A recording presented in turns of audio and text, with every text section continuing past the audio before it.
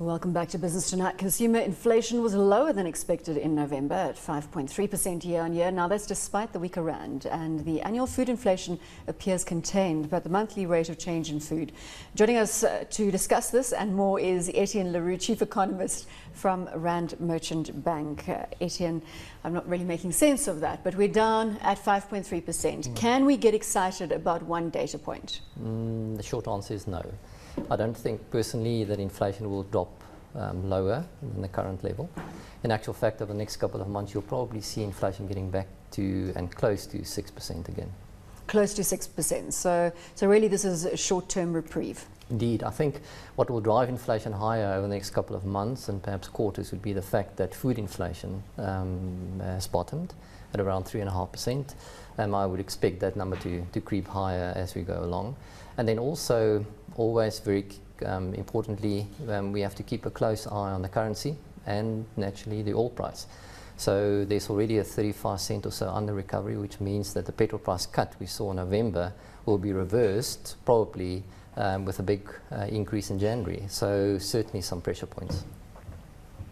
Etienne, Bowman said excited. Should we get excited about this one data point, as she put it? No, excited because perhaps with inflation at 5.3%, maybe even we'll get a 25 basis point cut from the South African Reserve Bank next year. On the other hand, we might just say we won't get an increase in interest rates, which is fantastic. On the other hand, if you are a pessimist, and people have accused me of being so, the pessimistic side of this number is that there is no demand in the economy, and therefore South Africa is stagnating. And actually, deflation is actually probably the biggest threat to the world economy next year, some people say.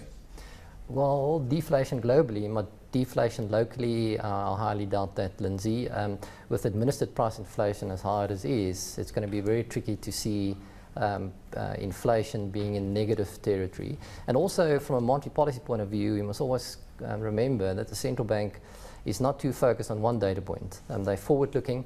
And for them, obviously, it is longer-term trends that matter. And as I suggested earlier, inflation will probably average around 5.5% in 2014, and that's still very close to that 6% upper limit.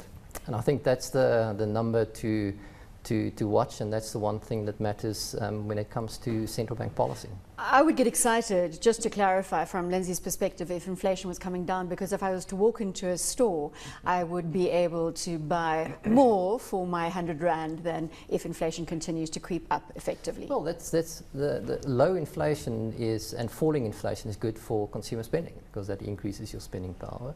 Always remember that what really drives household spending is real income growth. So if inflation falls for any given level of your salary or wage inflation, that's very good news. You see, I'm justified in being excited. Mark, there we go. I just needed to clarify my point there. Etienne, perhaps you could shed some light. We all know that our international purchasing power has gone through the lavatory in the last 2-3 years or so, and you only need to travel abroad to realize how poor you are.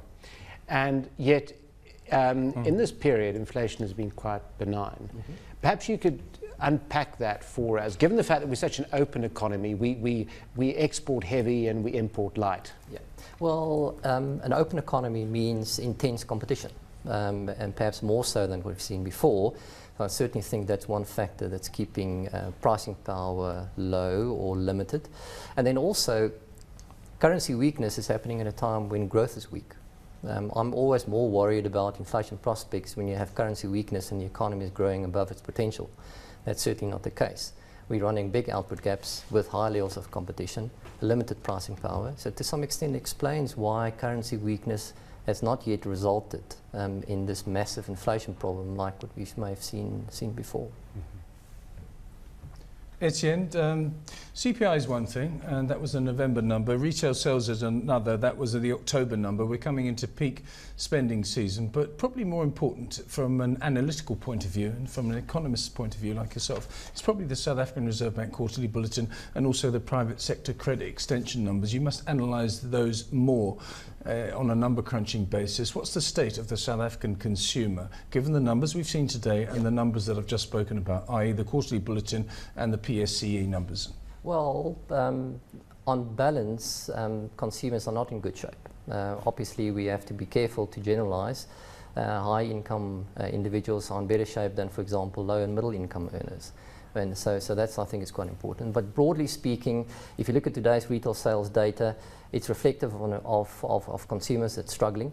4 out of the last 4 months, we've seen, on a seasonally adjusted basis, we've seen retail sales volumes contracting. If you look at it on a year-on-year basis, 4 out of the 7 retail item or industries are sitting with negative year-on-year growth. Now, that's certainly not reflective of a consumer that's merely spending a lot of money. A fair bit of pressure. And I think we have a pretty good idea why this is the case. Job growth is pretty weak. Income growth is only slowly outpacing inflation, and we know that banks are tightening their lending standards when it comes to unsecured credit. So under those kind of conditions, it's very difficult to sound overly bullish when it comes to the consumer, especially looking into next year.